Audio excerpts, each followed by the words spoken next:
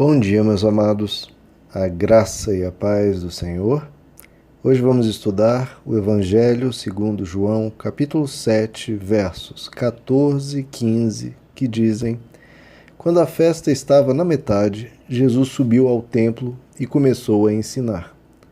Os judeus ficaram admirados e perguntaram: Como foi que este homem adquiriu tanta instrução sem ter estudado?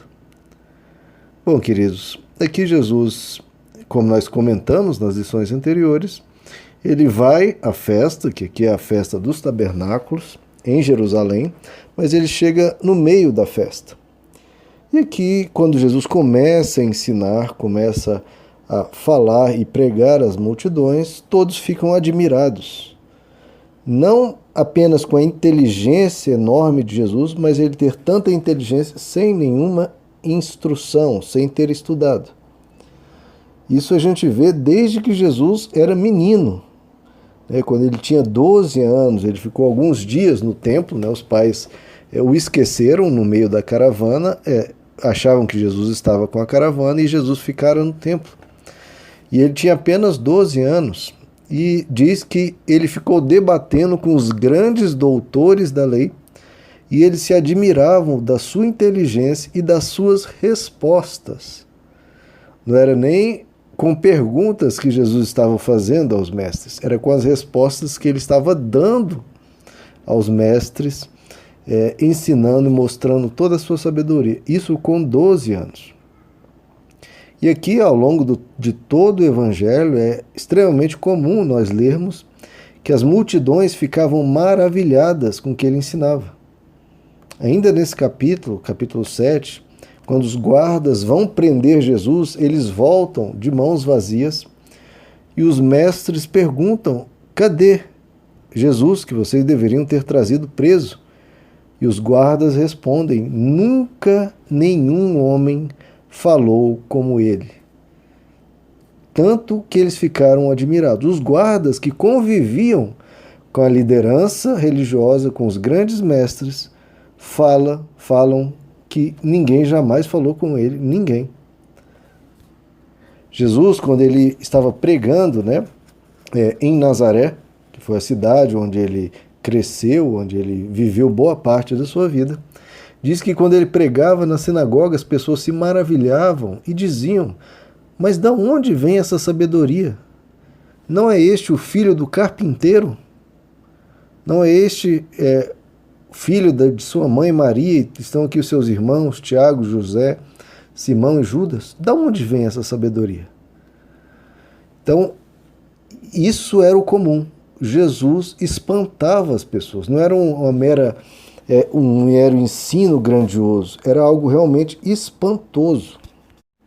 Tanto é que, mesmo após a partida de Jesus, lá em Atos capítulo 4, Pedro e João estavam pregando, e pregando com grande ousadia, e aí as pessoas começaram a notar: peraí, como esses homens que são iletrados, são incultos, estão pregando com tanta sabedoria? E aí as pessoas reconhecem que eles eram discípulos de Jesus, porque estavam falando como ele.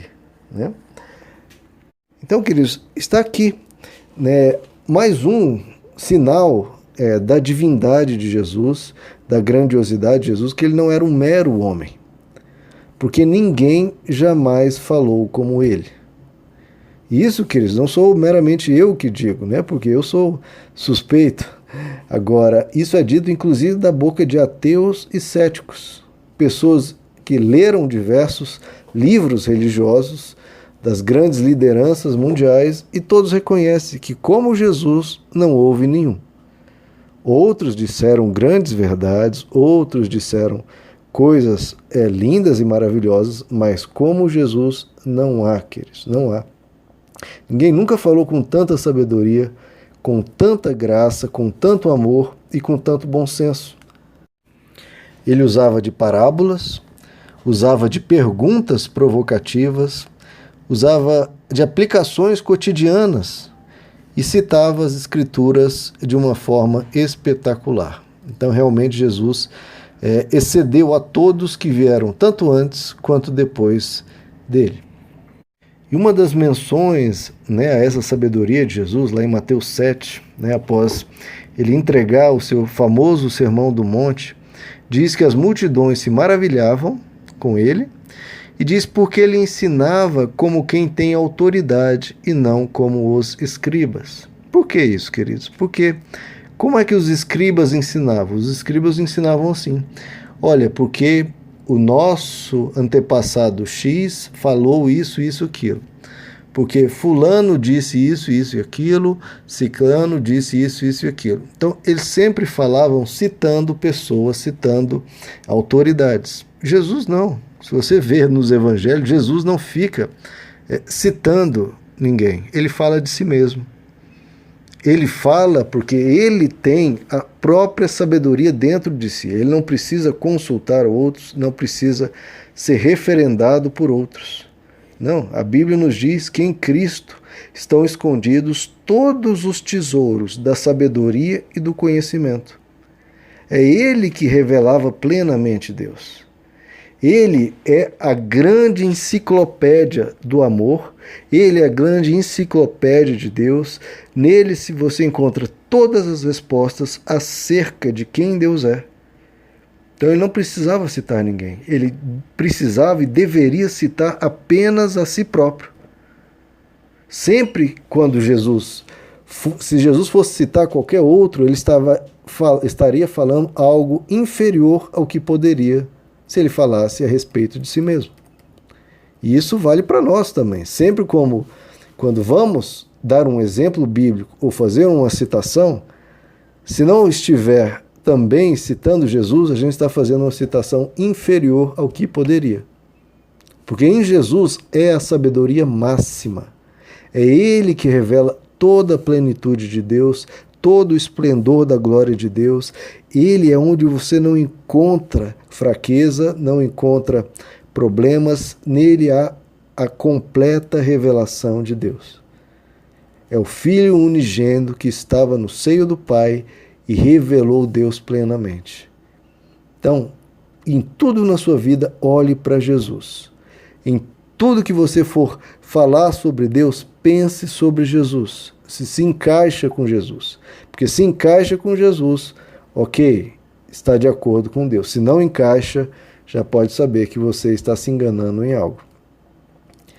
Queridos, e por que Jesus sabia tanto sem ter nenhuma instrução, né? Sem ter estudado junto com um mestre, ido numa escola rabínica onde eram estudadas as tradições, os grandes ensinos, os grandes mestres, livros profundos? Por que Jesus não teve essa necessidade?